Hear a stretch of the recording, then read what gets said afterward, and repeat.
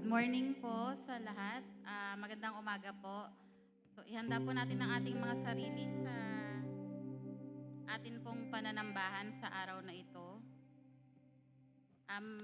Few reminders lang po before we start. So, I request everyone to please turn your phones into silent mode and also avoid unnecessary noise while we are having our service.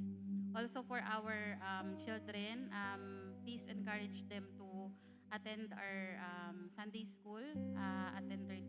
Ngayon po before lang tayo mag-start. So we have our Sunday school teachers po to teach them and guide them while we are having our service. Okay, so siguro po we will slowly start while we wait for others to arrive. I'll be reading our call to worship from Psalm 63. I'm reading from the New International Version. You, God, are my God. Earnestly I seek you. I thirst for you. My whole being longs for you. In a dry and parched land where there is no water. I have seen you in the sanctuary and beheld your power and your glory, because your love is better than life. My lips will glorify you. I will praise you as long as I live, and in your name I will lift up my hands. I will be fully satisfied as with the richest of foods. With singing lips, my mouth will praise you. On my bed, I remember you. I think of you through the watches of the night, because you are my help. I sing in the shadow of your wings. I cling to you. Your right hand upholds me. Those who want to kill me will be destroyed. They will go down to the depths of the earth. They will be given over the sword and become food for the jackals. But the king will rejoice in God. All who swear by God will glory in him, while the mouths of liars will be silenced. Let us pray.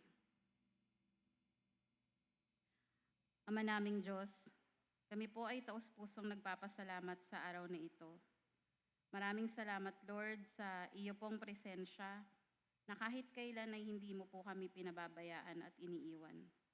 Salamat, Lord, sa biyaya na muli po kaming makapagsama-sama bilang isang pamilya upang sambahin ka, purihin ka, at makinig sa iyong mga salita. Lord, salamat po sa kalayaan naming gawing ito, Panginoon. Ito po ay isang biyaya na hindi po namin dapat baliwalain. Salamat sa bawat buhay ng mga naririto ngayon. Tunay po na biyaya sila sa bawat isa sa amin. At sa aming mga kapatid, Lord God, na nasa biyahe pa lamang po papunta rito, kami po ay nananalangin para sa kanilang kaligtasan. Naway gabayan niyo po sila at ihatid ng payapa sa lugar na ito. Lord, hinihiling po namin na ihanda niyo ang aming mga puso at isipan. Naway ang bawat salitang maririnig namin ngayon ay tumimo sa aming puso at magbunga ng tunay na pagbabago sa aming araw-araw na buhay. Hayaan niyo pong maranasan namin, Lord, ang iyong pagmamahal at presensya sa kabuuan ng aming pagsamba. Binibigay po namin, Lord, sa inyo ang buong service na ito. Pagpalain niyo po ang bawat isa, ang aming music team, ang aming technical team, mga ushers, Lord God, mga guro sa Sunday School, at higit sa lahat, ang inyong lingkod na gagamitin upang ihatid ang inyong mensahe. Gamitin mo po sila, Lord God, bilang iyong tinig, at naway ang iyong pangalan lamang ang maparangalan. Sa lahat ng ito, Lord, ikaw po ang aming itinataas. Luwalhatiin nawa ang iyong pangalan sa aming kalagitnaan. Ito po ang aming panalangin sa pangalan ni Jesus. Amen. Sama-sama po nating purihin ang ating Panginoon sa ating pag-awit sa pangunguna ng ating music team.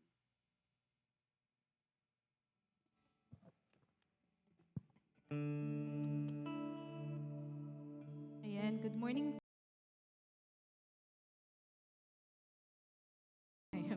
Ayan, so, patuloy po tayo magpuri at sumamba sa Panginoon sa pamagitan ng mga awitin natin na ihandog. Nawa, makita talaga yung puso natin na sumasamba, tumadakila sa Kanya, na kahit ano yung sitwasyon natin, kahit ano yung nararamdaman natin, kung ano man yung pinagdadaanan natin, is bigay natin sa Panginoon. Kaya walang imposible na may ginagawa, may gagawin. May ginawa, ginagawa, at may gagawin pa po ang Diyos sa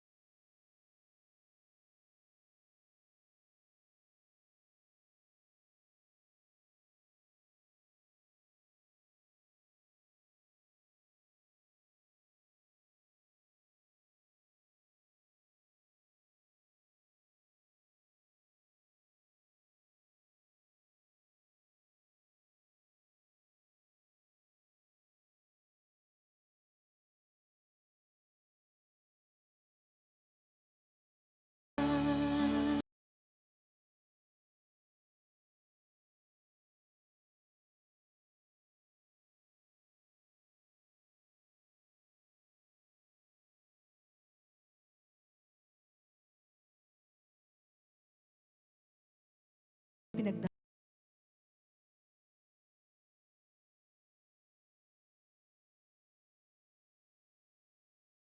na ikaw po ang nandyan po.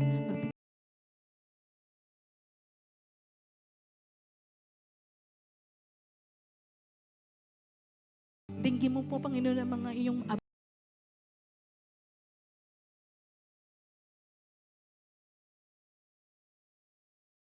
ng ito, Panginoon.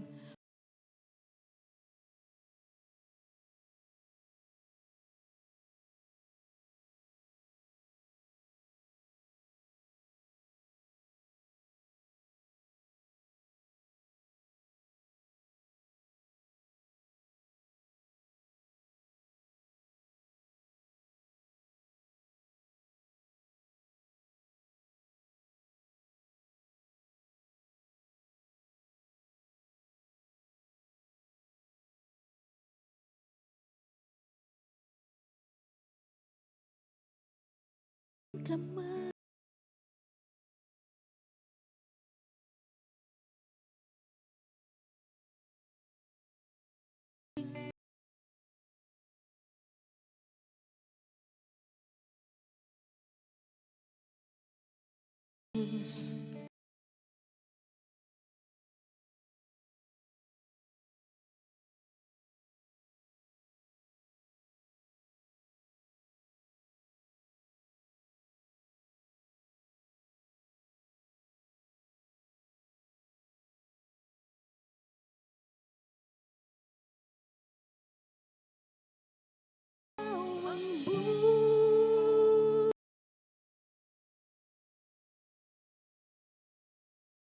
Wala sa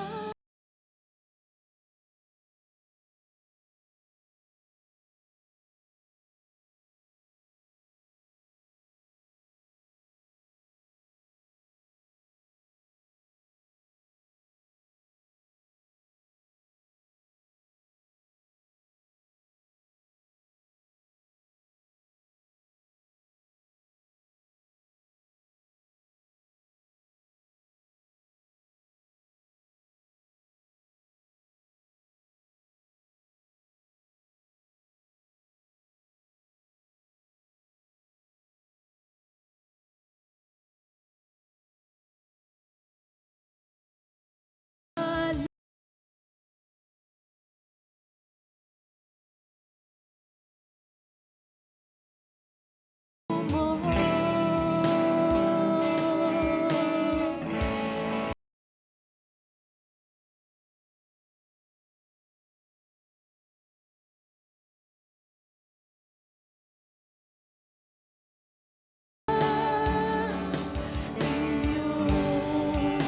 Papupurihan ka, aawitan ka, Jesus, ikaw ang buhay ko. Nagtitiwala sa iyo, papupurihan ka, aawitan ka.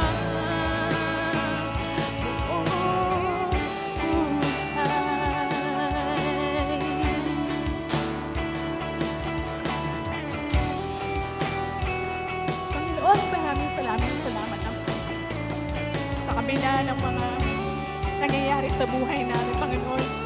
Tunay ka, Ama, na buhay sa puso namin, Ama. Tunay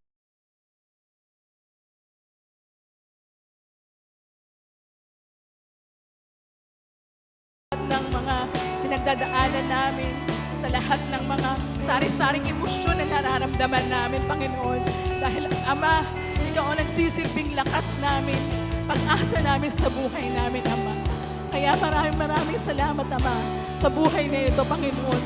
Tunay kang dakila, Panginoon. Maraming salamat.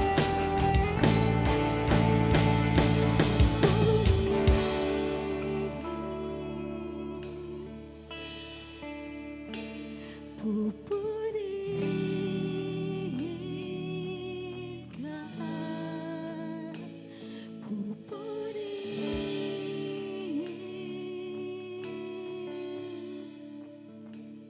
pupurihin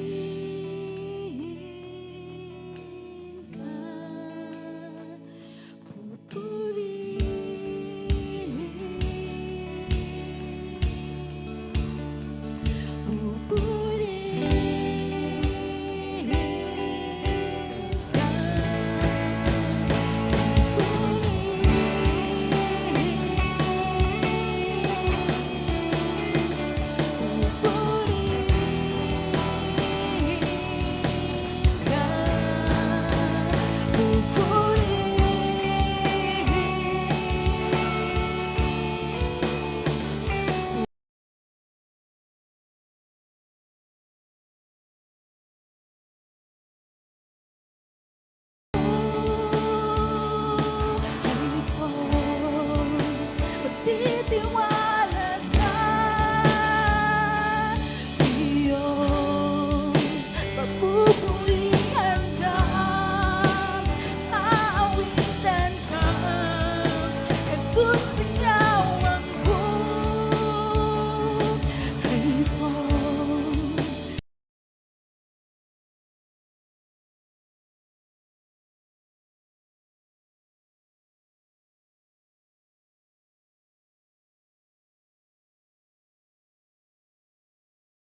Jesus, ikaw ang buhay ko.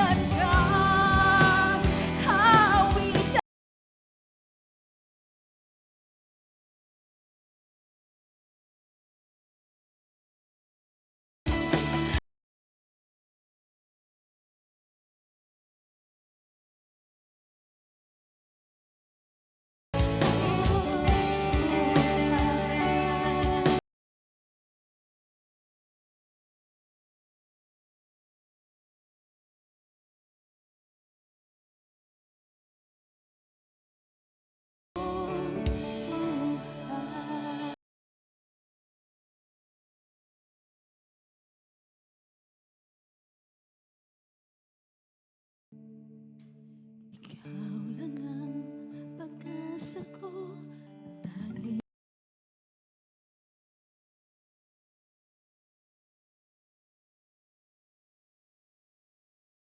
ako'y nangangamba. Ikaw ang kasama, panatag na.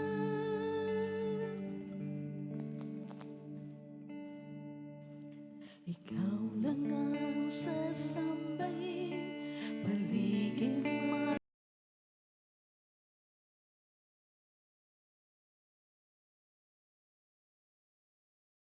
Uliranin man,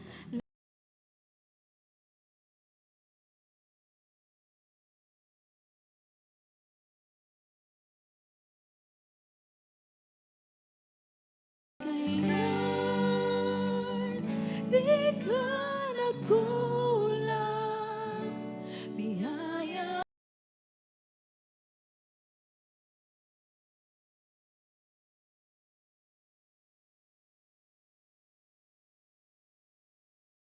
ay walang hanggan.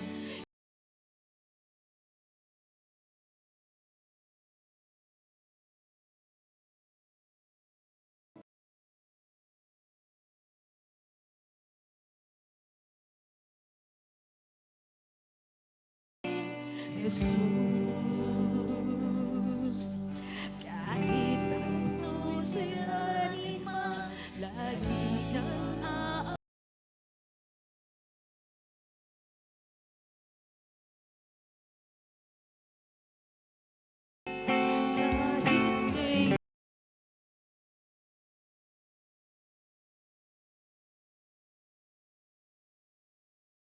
kahit sa akin laging laan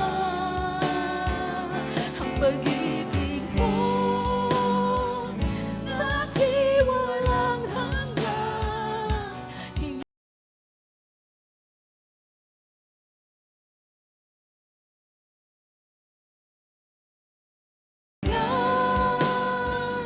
Di ka nagkulang, biyaya mo sa akin.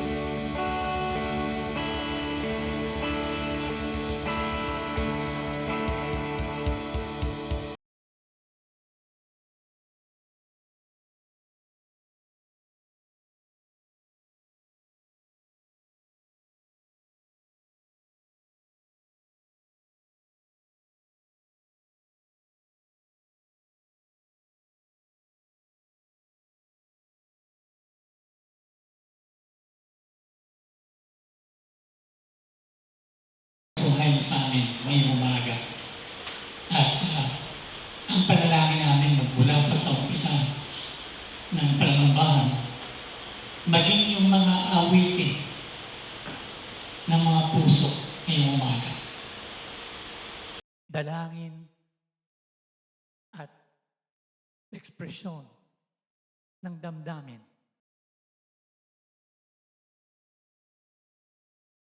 Naway naging katanggap-tanggap sa iyo, Panginoon, ang papuring alay ng bawat isa.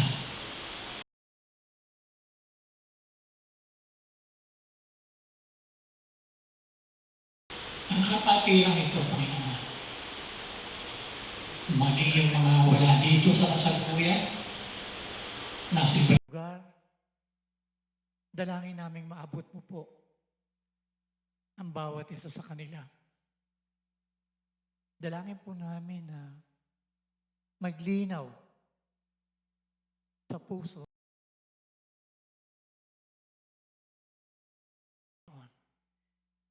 na maglinaw sa amin na ikaw palagi ang may hawak ng lahat.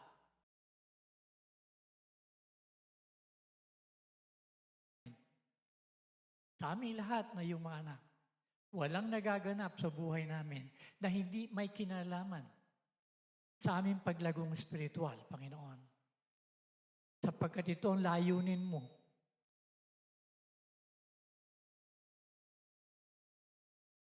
Mahubog sa wangis ng iyong anak na si Jesus.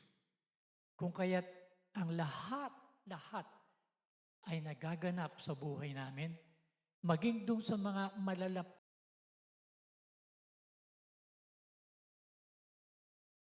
kaanak namin, upang ang aming mga puso ay patuloy na makintal ang iyong mga mensahe. Lalong-lalo na ang iyong pag-ibig sa amin. Naway patuloy na mahawakan ng bawat isa ang katotohanan na tinuran ni Pablo na walang makapaghihiwalay sa amin mula sa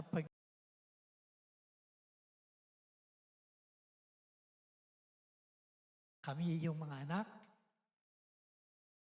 dahil sa iyong biyaya, dahil sa iyong ginawa sa pamagitan ng iyong anak na si Jesus.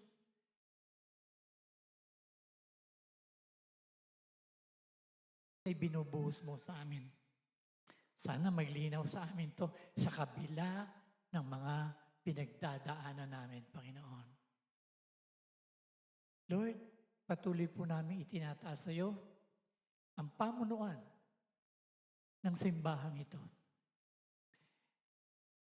Mula sa pastor, hanggang sa lahat ng tagapanguna, ng Board of Trustees, at ang lahat ng kumikilos, maging sa mga naglilingkod sa iyo sa pag-awit, maging sa paglilinis itong lugar, Panginoon. Tinataas namin lahat ang bawat isa. Nawa ay talagang mabuksan ng husto ang puso ng bawat isa sa amin at madama ang naway biyayaan mo rin naman ang iyong presensya, Panginoon. Ang komunidad na aming kinikilusan. Dito sa Bliss, sa Sangandaan, saan man nando doon ang iyong mga anak, Panginoon. Dalangin namin na makilusan mo upang maging pagpapala, Panginoon. Ang iyong presensya sa pamagitan ng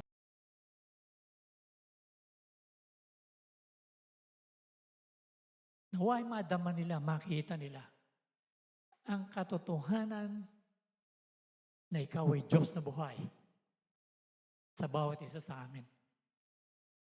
Ganun din po itinataas namin sa Panginoon ang pamunuan ng aming bayan sa larangan ng politika, sa larangan ng negosyo, sa larangan ng ekonomiya, sa larangan ng kasakahan, sa larangan ng pangingisda.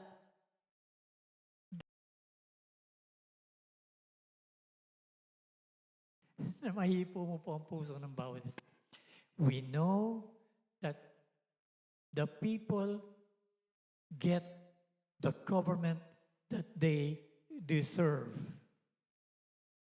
Still, Lord God, kami pong iyong mga anak na nakakakita dito, patuloy na iniluluhog namin.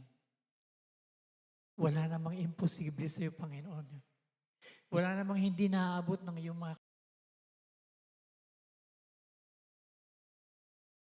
mahawakan mo, mahipo mo ang mga puso ng mga ito. At nang matutuhan nila, nakilalanin ka, Panginoon. Maging sa simpleng paglilingkod nila sa sambayanan. Sana'y sa halip na yung interes lamang nila, talagang tumimo sa kanila na maglingkod. Mapunawa yung puso ng mga taong nagsasabing naglilingkod sa iyo, subalit sangkatutak na luxury cars ang nasa kanilang mga garahe. Naglalakihang mansyon.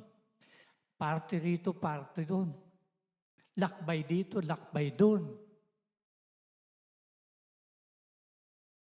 Pati ka ba ng bayan?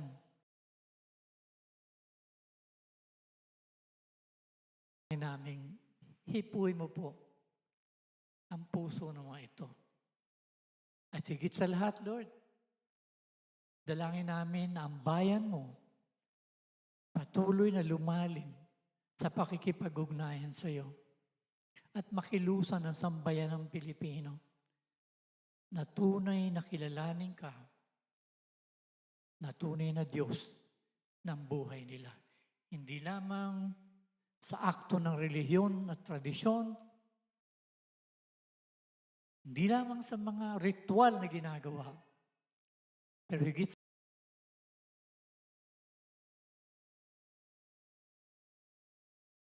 sabi mo nga, Panginoon, hanggat hindi ipinapanganak na muli, hindi makikita ang iyong kaharian. Hanggat hindi pinapanganak na muli, hindi rin makakarating sa iyong kaharian.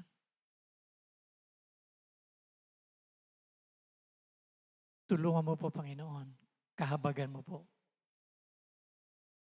Ganon din po ang panalangin namin sa sandaigdigang pamunuan, Panginoon. Talagang, hindi na yata matatapos ang digmaan, hindi na yata matatapos ang patayan, hindi na yata matatapos ang paglulupig ng mga may lakas doon sa mahihina.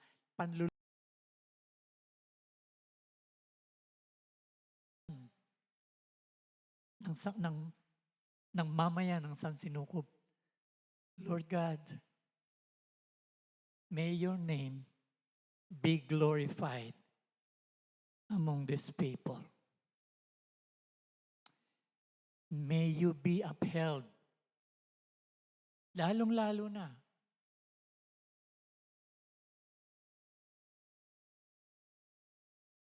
upang sa ganon ay makapaghari ka. Kahit na papano, maski sa ilang bahagi man lang ng pandaigdigang lipunan.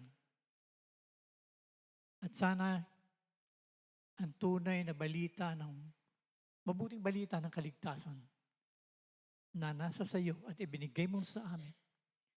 Sana'y maipalaganap ito, Panginoon, upang higit kanilang makilala. Lord, patuloy namin tinataas sa iyo ang ating pananambahan ngayong umaga, habang patuloy na pinagpapasalamat namin, Ama, na mula sa malalayong lugar, nakarating dito ang mga anak mo, lalo-lalo na tagahatid na yung mensahe ngayong umaga, na diretso pang nanggaling ng Tarlac.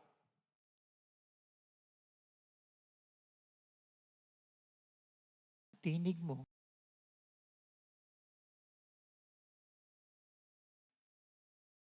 Ito po ang samod dalangin ng ngalan ni Jesus. Amen.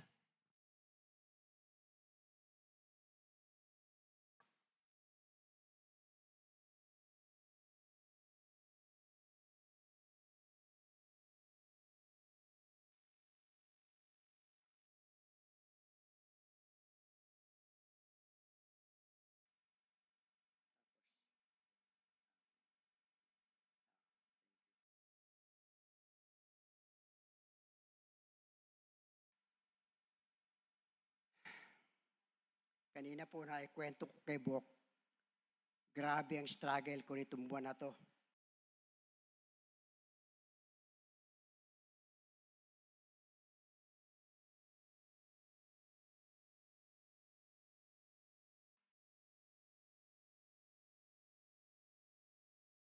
Kailangan ko maging coach sa computer para mapaprint.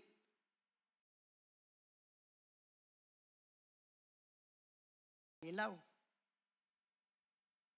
Magdamag hanggang maghapon ng Webes. Bumalik ang kuryente sa amin. Umpisa akong mag-encode ulit, si BJ na maiprint kasi umalis sila ng Sabado ng maga. Sabi niya pa, wala na akong time mag-print.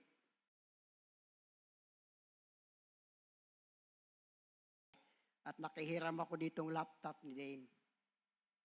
Kaya, kung sino man po sa atin dito ang dumadaan, iba-iba lamang po ang pagsubok na didadaanan natin. Pero lahat po tayo dumadaan dyan. Pero sa biyaya ng Panginoon, makakaraos po tayo. Kamukha po na nakaraos ako ngayon. Dati-rati po, 10:00 pa lang, nandito na ako. Ngayon, di ko maintindihan bakit 10:30 na, nasa bus pa ako. Grabe po talaga, pero salamat sa biyaya ng Diyos. Praise the Lord. Purihin po ang Panginoon. Ang ating pong tatalakayin ngayon ay pinamagatang Integrated Holistic Well-Being of a Person who is in Christ. Buo. Yung na kay Kristo, buo. At galing po ito sa Colossians chapter 1, verse 28. Basahin ko lamang po. We proclaim Him, admonishing and teaching everyone with all wisdom, so that we may present everyone perfect in Christ.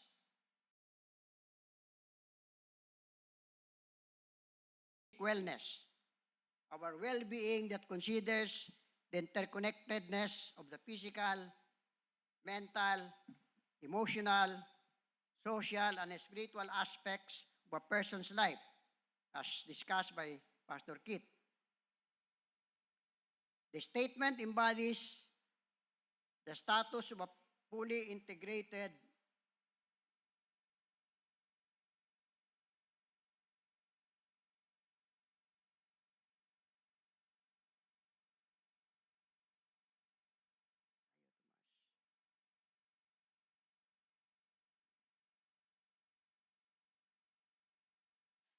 The statement embodies the status of a person who is fully integrated, the characteristic of a perfectly blameless individual. I'm pretty sure every one of us would like to attain such a stature. But how can that be? Only one human being who walked the earth ever demonstrated such quality of life, of being. The Lord Jesus Christ. He is the epitome of love, of humility, of wisdom, of faithfulness, of knowledge, of calm and peace in the face of adversity, all desirable qualities rolled into one. Can we ever measure up to that? Can we even aspire to be one?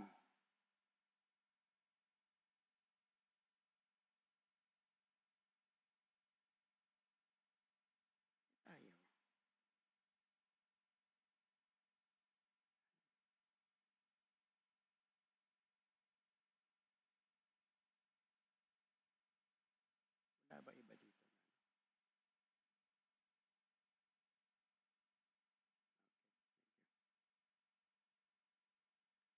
At the first instance, my immediate answer is a resounding no way.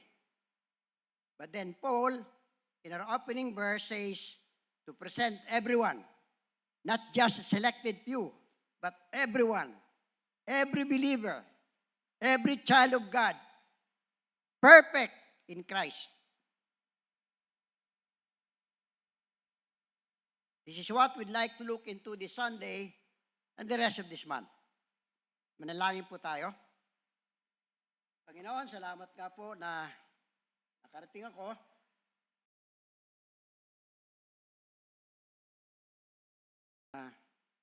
Available po yung mensahe.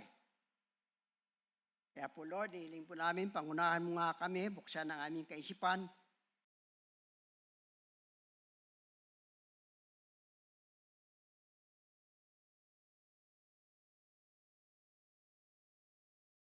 Ng kadakilaan mo.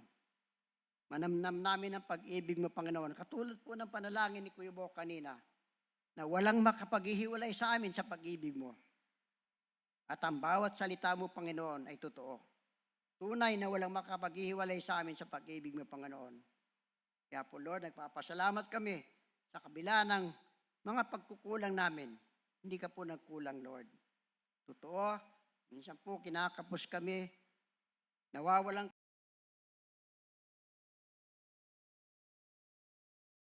kami naman po'y nakakaraos, Panginoon. Kung magbabalik tanaw po kami, Lord, nasaan na kami ngayon kumpara ng mga nakaraang araw, Panginoon. Kaya salamat po, O Diyos. Biyayaan mo po kami ngayon ng iyong presensya, Panginoon. Sa ngalan ni Jesus. Amen.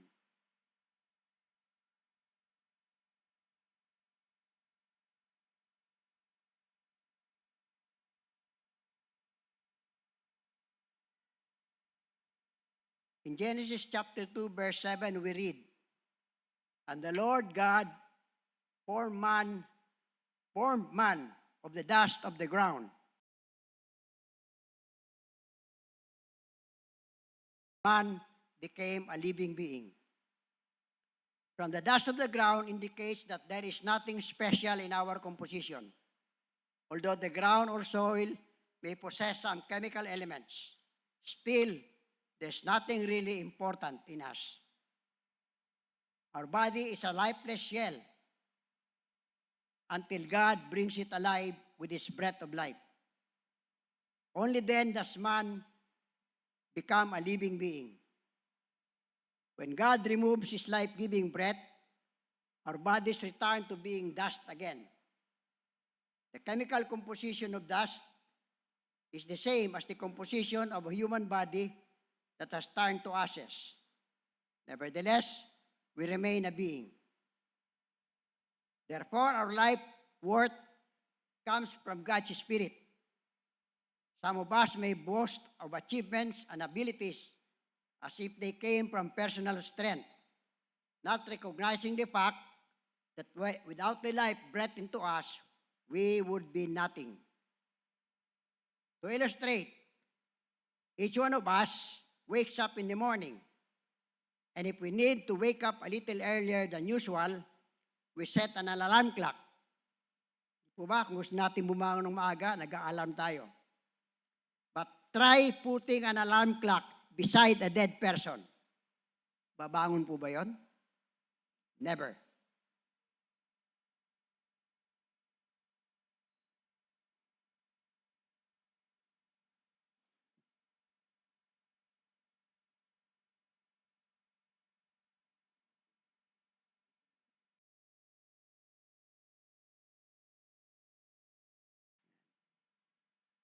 Some people get depressed and feel worthless because their abilities do not measure up to others. That's where our sadness comes from. When we begin comparing ourselves to others, we need to recognize that our worth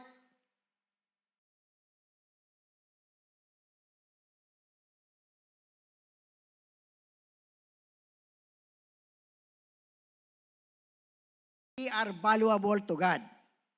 So valuable as demonstrated by Jesus dying on the cross on our behalf. So let us value our lives as He does.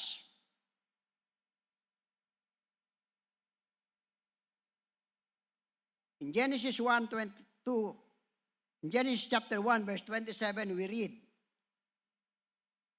God created man in His own image. In the image of God, He created man.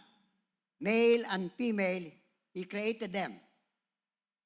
Neither man or woman is made more in the image of God than the other.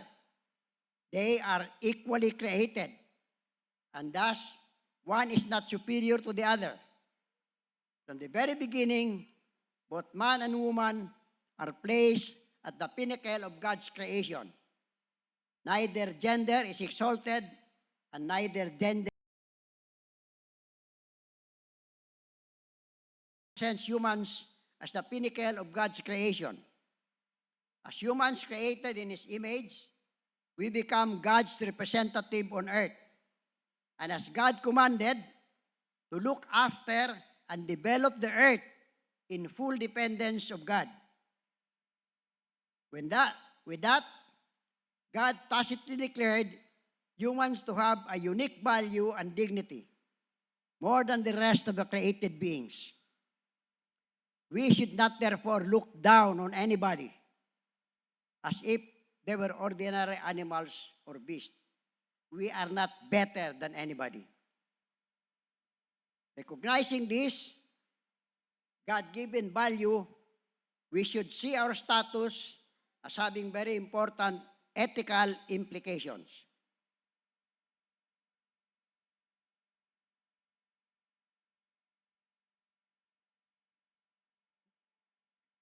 Pasensya na po, hindi ko kabisado. Tumaas.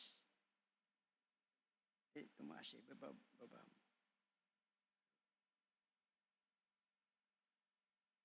Ayan. God not only made the universe, but He continues to sustain it by the word of His power. Hebrews chapter 1, verse 3. Who being the brightness of His glory and the express image of His person, and upholding all things by the word of His power, when He had by Himself purged our sins, sat down at the right hand of the Majesty on high. What we call the law of nature are the outworking of His maintaining power. God is ever mindful of His creation. In Job chapter 38, verse 4 to 7, tells of the following intelligent design of God. Where were you when I laid upon the earth's foundations? Tell me if you understand. Who marked off its dimensions? Surely you know. Who stretched a measuring line across it? Or what were its footing set? Or who laid its cornerstones? While the morning stars sang together, and all the angels shouted for joy. So sabi ng Diyos dito, nasaan ka nung lalangin ko ang mundo? Nung lagyan ko na hangganan, nasaan ka? In Proverbs chapter 8, 27-29, it says, when He marked out the horizon and the face of the deep, when He established the clouds above and fixed securely the fountains of the deep, when He gave the sea its boundary, so the waters would not overstep His command, and when He marked out the foundations of the earth. Tayo po mga nagpupunta ng beach, siguro po napansin natin, kahit anong lakas ng alon, meron siyang hangganan. Hindi na sila lumalampas dun sa dalampasigan. Ito po yung sinasabi dito sa atin. He marked out the boundaries, which should make us conclude that everything, the earth and all that is in it, belongs to God. Pag-aari lahat ng Diyos. Psalm 24 verse 1 specifically says, the earth is the Lord's, and everything in it, the world, and all who live in it. We are merely tenants who, with the rest of creation, were made to serve God's pleasure and to do His will. Which brings us to what we are designed by God. Bakit nga ba tayo dinisenyo ng Diyos? We need to understand the life that God gave us in all of its senses. Physical, moral, spiritual, even eternal. This is the context with which we are faced. We are to face the moral and ethical considerations of our being. But what is that breath of life that was bred to us, that distinguishes us from animals and beasts, Ano mga pinagkaiba natin? We know that animals have life too. Genesis chapter 1 verse 20. As they are described to be living. In this respect, humans are the same as animals having the capacity of life. It is worthwhile to note that there are different kinds of life. Plant life, animal life, and human life. But how is human life different from the others? Going back to Genesis chapter 2 verse 15, it says, the Lord God took the man and put him in the Garden of Eden to work it and take care of it. God thus commissioned man to develop the garden, not just to cultivate and guard it. Develop. If we consider the term garden, we know that it is well organized and has aesthetic qualities, far different from an ordinary wild forest. A garden is delicately balanced and well-maintained, arranged with art and skill to make it a place of beauty. Genesis chapter 2, 19 to 20 says, now the Lord God had formed out of the ground all the beasts of the field and all the birds of the air. He brought them to the man to see what he would name them. And whatever the man called each living creature, that what is its name. So the man gave names to all the livestock, the birds of the air, and all the fields, the beasts of the field. Binigyan ng Diyos ang tao, yung unang tao, ng kakayahan, pangalanan ang lahat. Lahat ng uri ng ibon, lahat ng uri ng hayop.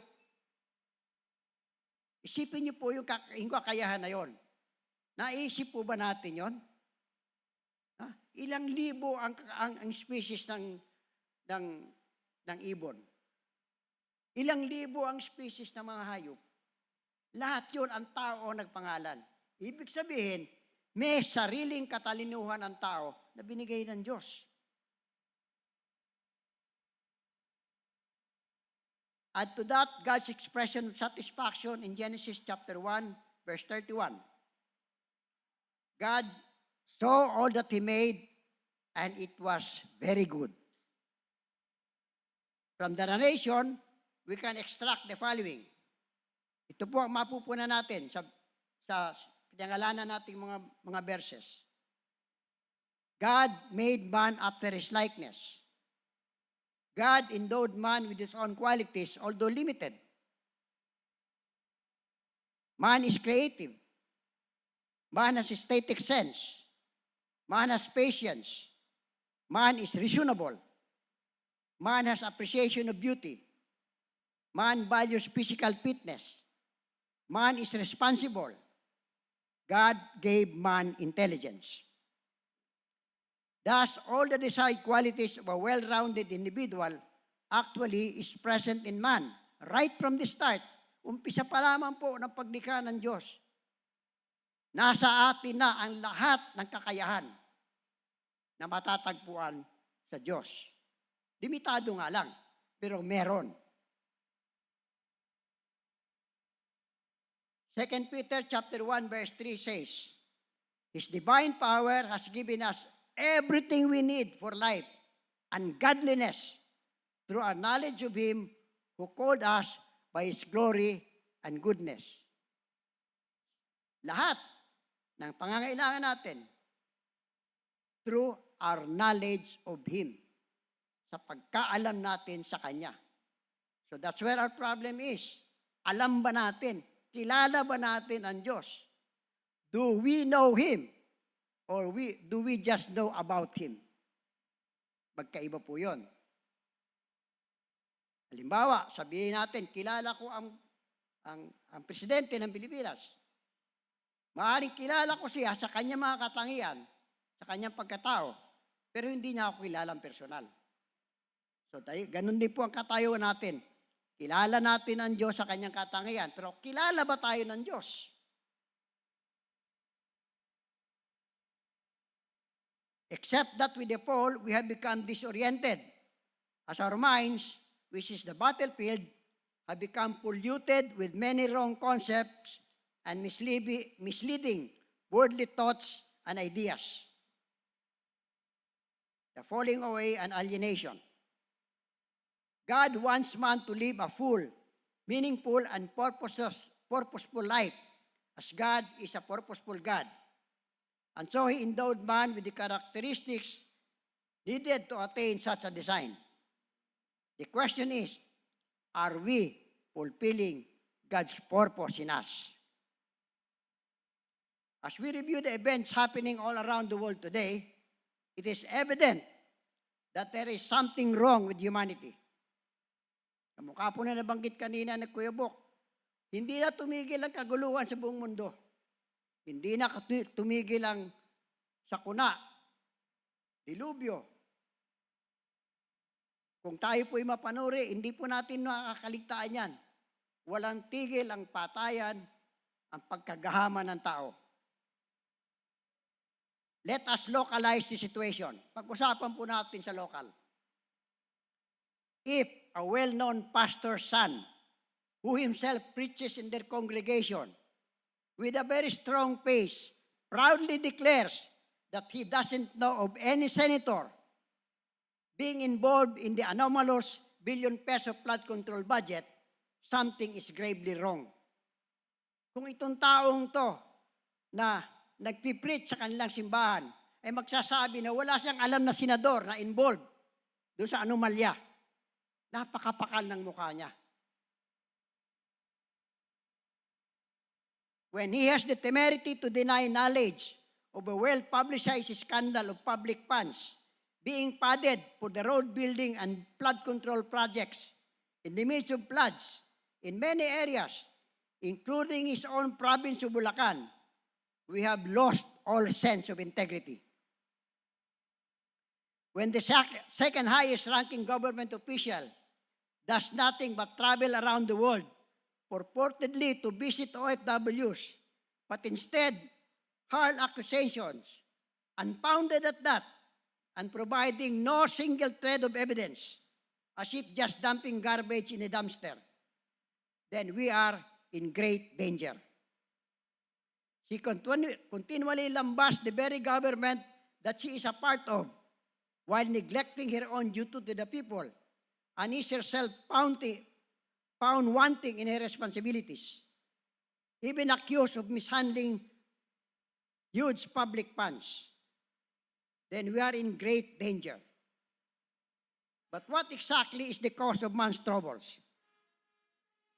We need to diagnose correctly and exhaustively the root cause so that all corrective attempts will not be futile and prove inadequate in the hope of becoming the integrated, well-rounded person we are meant to be. We do not want to be grievously disappointed in wanting to build permanently better lives. One view of the matter is that humanity's troubles and all the evil we see around is due to the fact that we have evolved imperfectly so far. It was thought some time ago that good education and conducive environment will yield better persons. This premise has been proven wrong, with famous individuals born into wealthy families and highly educated at that, involved in wrongdoings. A classic example is the son of a former Chief Justice of the Supreme Court, who is himself a lawyer from prestigious schools. In a fit of rage and jealousy, shot and killed an equally wealthy scion of a famous family from Forbes Park. Anak ito ng Supreme Court Justice. Abogado, tapos sa prestigious na eskwelahan, galing sa Harvard. And yet, walang pakundangang pumatay. Bakit? Selos. Thus, the fallacy of the belief that given enough time, our species will evolve into the perfect creatures we want us to be, falls flat in its face. Evidence in the last 1,000 years shows us that though we have made vast strides in technology and science, man has not become less greedy, less selfish, less cruel, less corrupt, or less evil.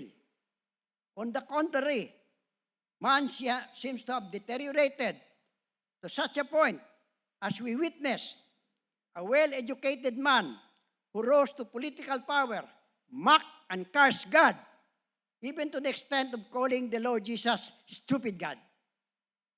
Highly educated. And yet, ano nangyari? So wala sa education pala ang pagbuti ng isang tao.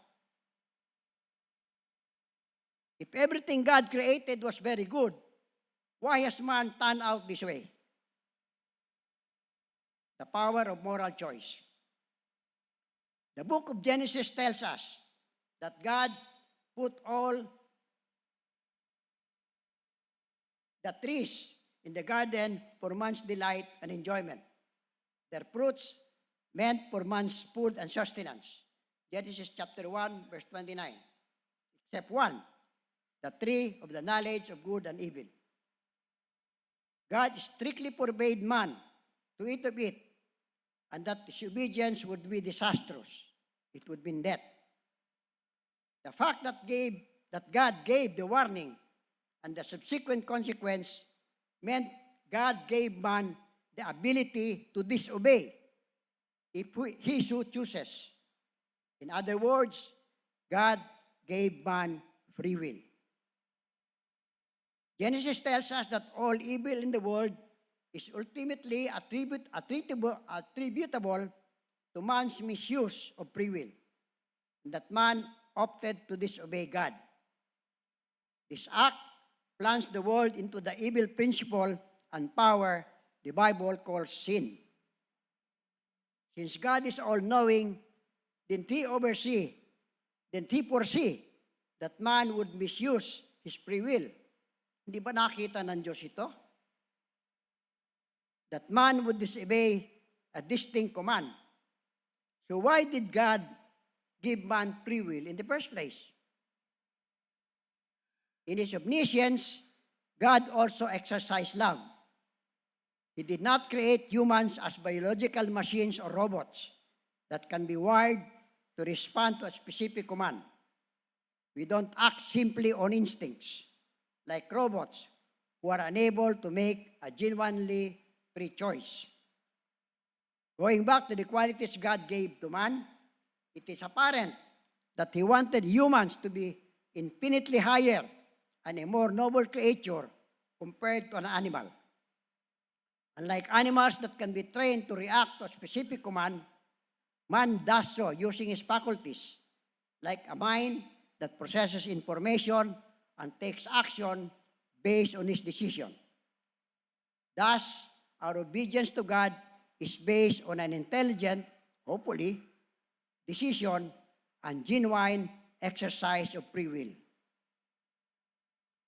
Also, in creating humans, God desired creatures that could truthfully love Him out of their own volition or free will and not out of compulsion. Ito yung gusto at kalooban ng Diyos. Ibigin natin siya dahil gusto natin, hindi dahil napipilitan tayo. A forced or mechanical love is never true love. It's like a son or a daughter who is forced to love his parents out of an obligation or support that could be withheld if the required love is not given. Ano kaya ang mararamdaman po ni Kuya Jet, ni Ate Lorna?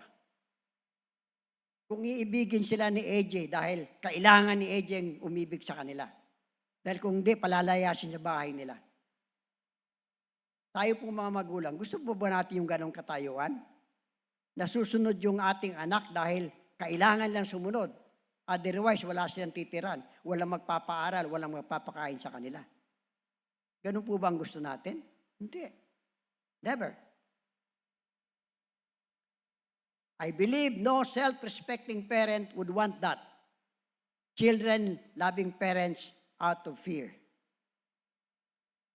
God forbade man to eat from the forbidden tree, recognizing man's innocence of the knowledge of good and evil at that point in time. Man has not experienced yet the consequences of exercising the choice between good and evil. Without that experience, man would never know the destructive results of disobedience and the result of evil in the life of a human being. As man chose to act independently from God and disobeyed God, learned by grievous sad personal suffering the terrible consequences of evil.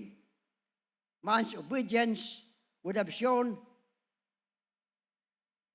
trust in the Almighty God, taking God at His word. Kung sumunod ang tao sa Diyos, pinakikita ng tao ang kanyang pagtitiwala sa Diyos. Pinangahawakan ang salita ng Diyos. Effects of the exercise of free will.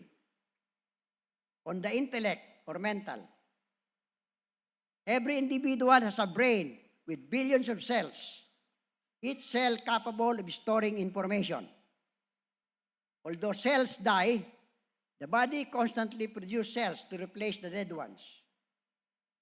So what do we store in those cells? Using the computer lingo, garbage in, garbage out. We need to recognize that our mind is a battlefield, and what we put into our minds determine the kind of life we live. We need to be reminded of the admonition in Ephesians chapter 6, verse 12. For our struggle is not against flesh and blood, but against the rulers, against the authorities, against the powers of this dark world, and against the spiritual forces of evil in the heavenly realms. Kung ano po ang sinasaksak natin sa ating isip, sa ating utak, yun po mag-determine ng uri ng pamumuhay natin. The flesh and blood pointed out here are demons whom Satan has control of.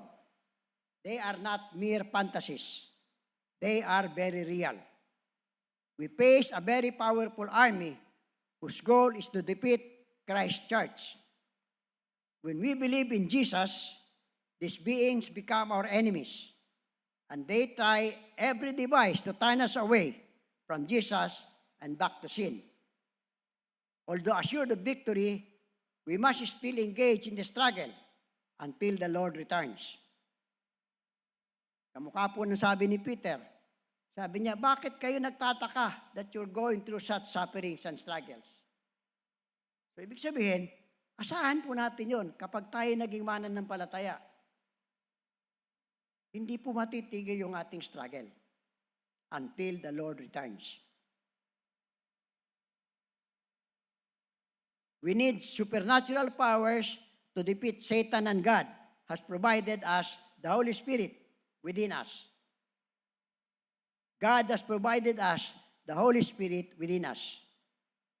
Remember always God's promise that even the gates of hell will not prevail.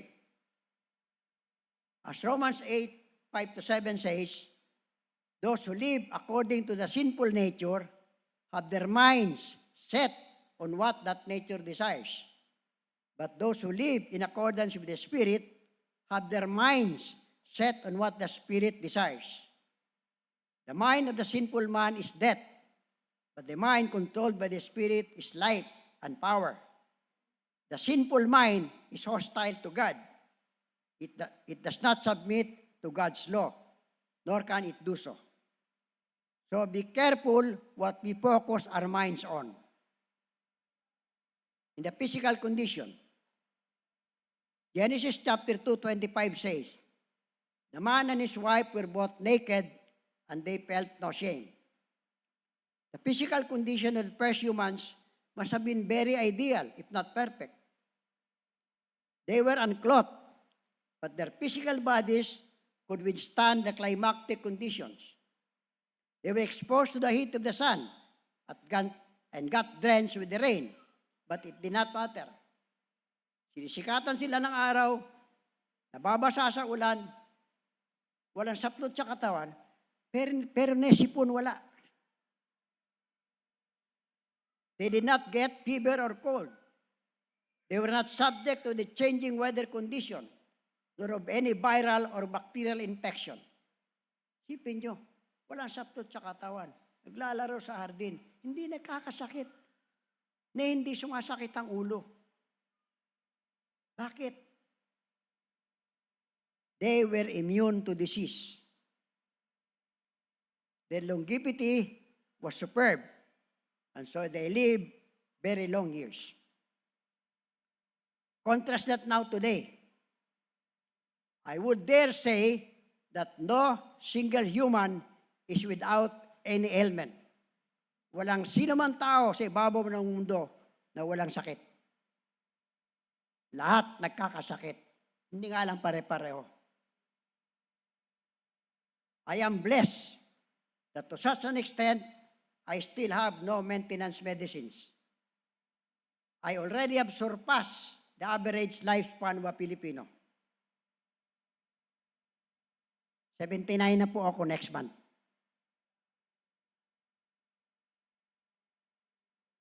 Lampas na ako sa average lifespan ng Pilipino.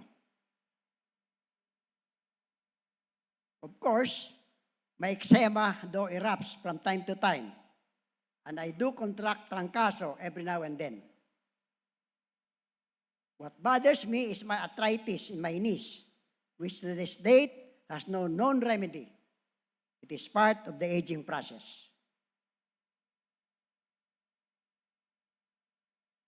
What really causes the deterioration of the human body? Aside from natural factors, many else could be cited. But basically, it is the neglect and the exercise of free will. The Bible, for instance, has pronounced certain dietary rules and even confirmed by medical science.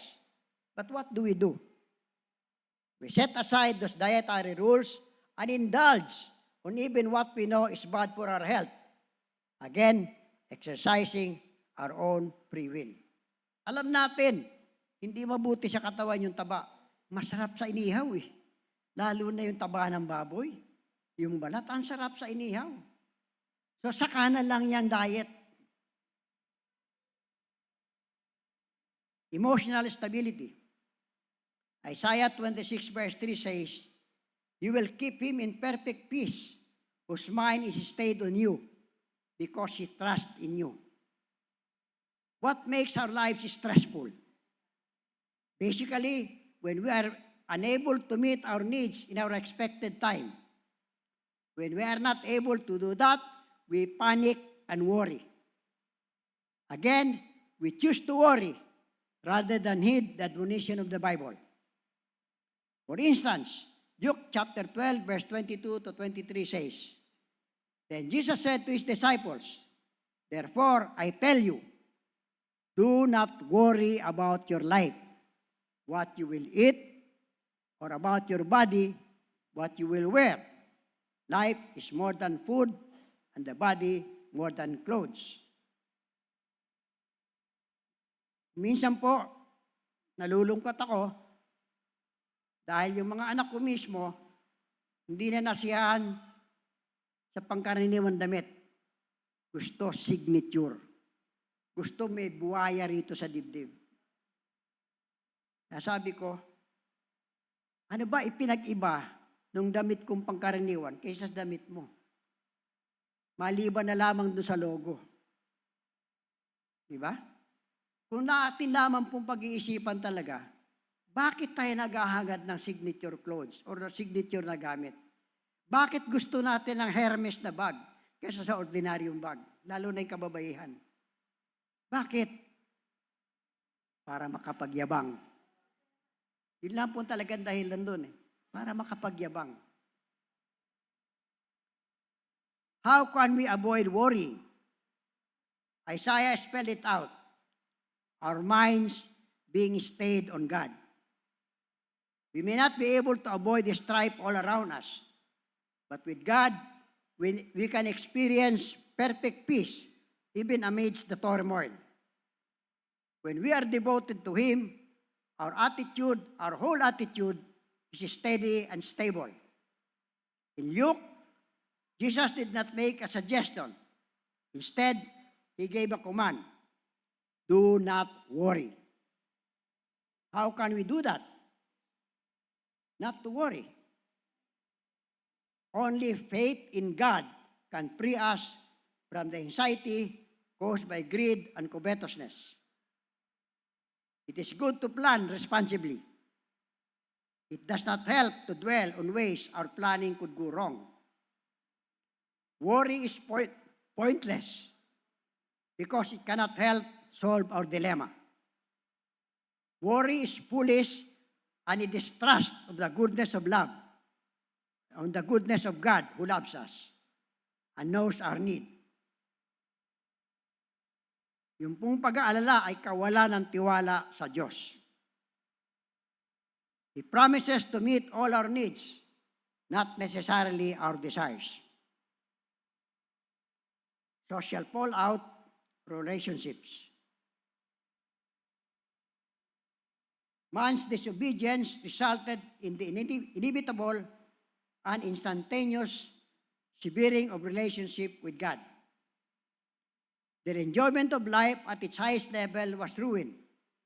Instead of having a sweet fellowship with God, they now fear the presence of God, which is what happened to Adam and Eve after they disobeyed God's command not to eat of the fruit of the tree of knowledge of good and evil.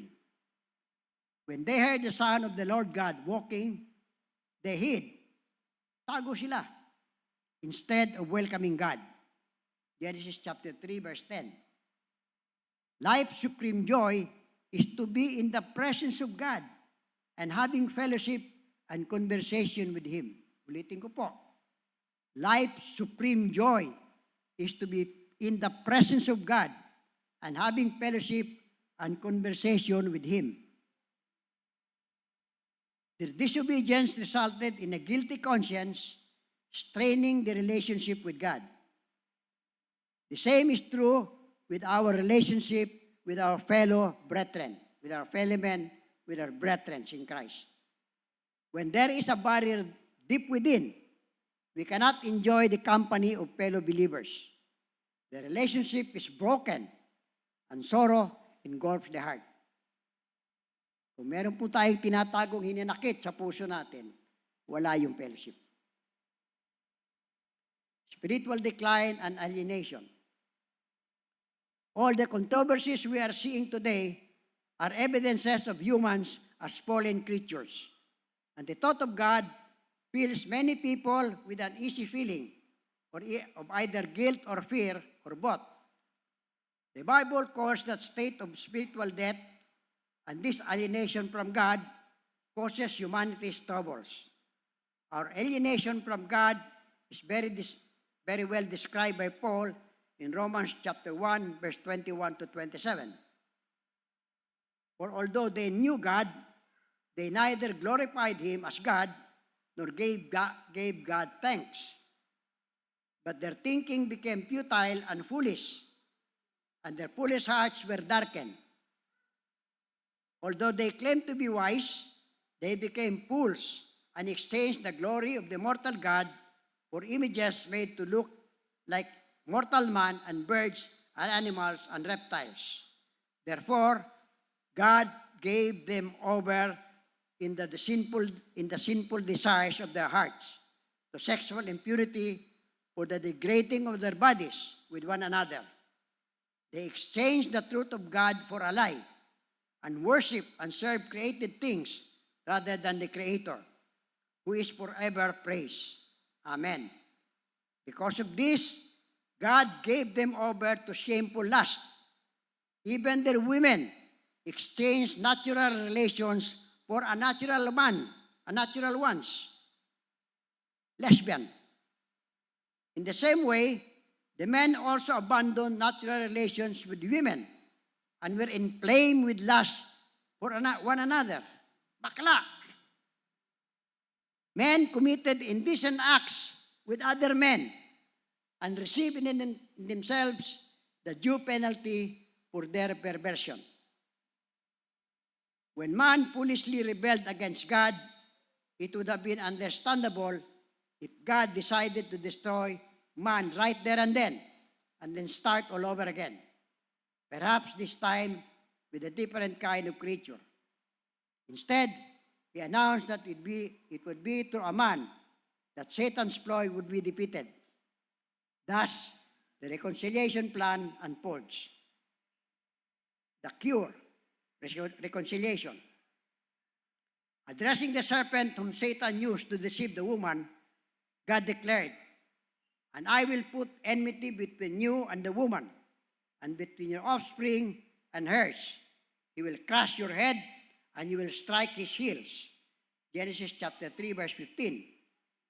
Romans 8, verse 3 to 4 says, "For what the law was powerless to do, in that it was weakened by the sinful nature, God did by sending his own Son in the likeness of sinful man to be a sin offering. And so he condemned sin in sinful man, in order that the righteous requirement of law might be fully met in us, who do not live according to the sinful nature, but according to the Spirit." Ang Diyos na mismo ang gawa ng kaparaanan para maibalik ang tao sa Kanya. If people misbehave because they could not tell right from wrong, then it would be sufficient to teach them Christian ethics, and they would then behave properly. But ignorance of what is right and wrong is not humanity's most basic problem. According to the Bible, humanity's very nature is fundamentally flawed and evil. Psalm 51, verse 5. And lurking in our hearts is a self-centered rebellion against God. So that even when we know quite clearly what God's will is, we find we cannot do it as we should and do not want to necessarily do it anyway. Alam natin ang kalooban ng Diyos, pero ayaw natin gawin.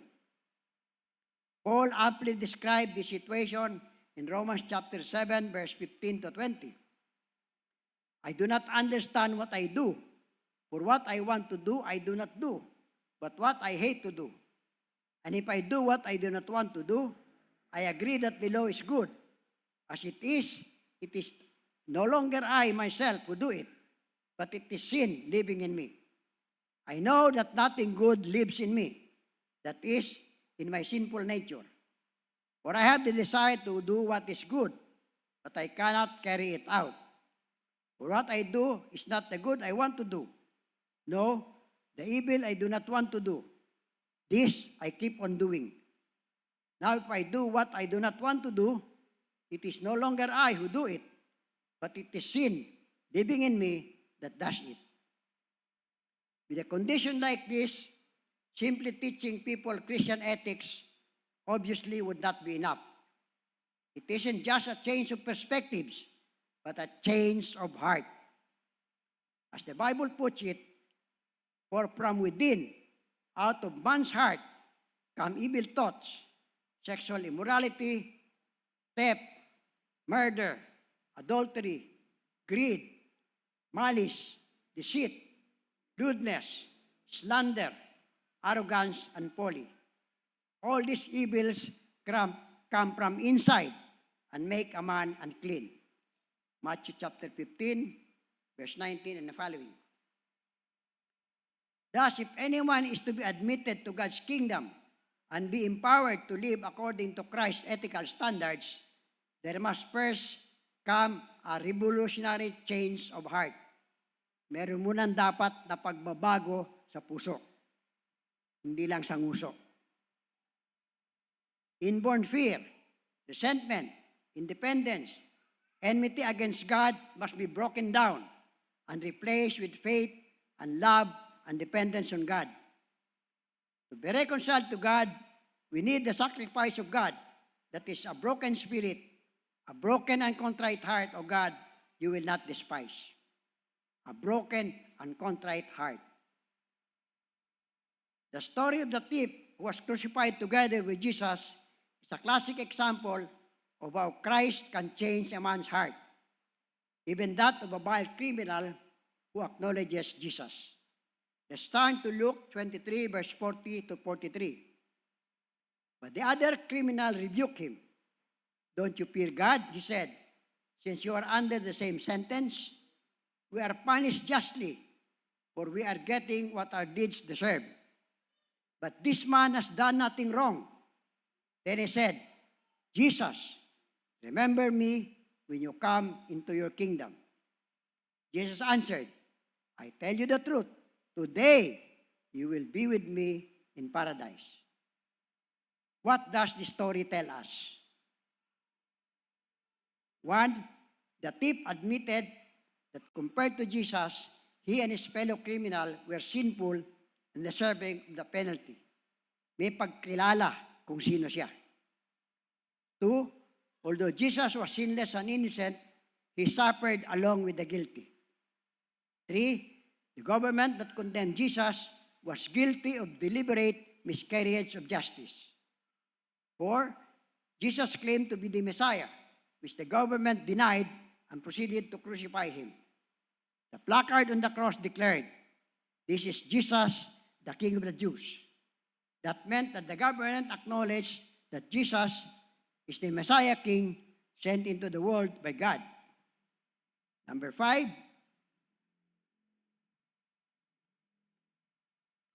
number six, wala po yung number five.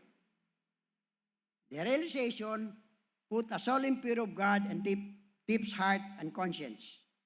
Number seven, the thief admitted his sin and guilt. By confessing, he showed his honesty and faith in Jesus. He heard Jesus pray even for those who crucified him, even asked for forgiveness for his tormentors. Pinanalangin ng Panginoon, hindi ang kanya sarili, kundi yung tao, yung mga tao mismo na nagpako sa kanya sa krus. The thief was touched and saw hope in Jesus, not in this world, but in the kingdom of God. His faith in Jesus merited God's forgiveness and assurance of entry into the kingdom of God. Yung kanyang pananampalataya kay Jesus ang nagbigay sa kanya ng karapatan makapasok sa kaharian ng Diyos. The story shows us how Christ can change a person's heart and make him right with God. Being so, makes us able to enter God's kingdom and live according to Jesus' ethical requirements. This makes us spiritual children of God who now walk after the Spirit. The scripture is thus fulfilled. God made him who had no sin to be sin for us, so that in him we might become the righteousness of God. We have become the righteousness of God. Summing it up, when we are in Christ and are totally yielded to him, the Holy Spirit becomes sovereign in us, and we become an integrated, holistic human being. Thank you.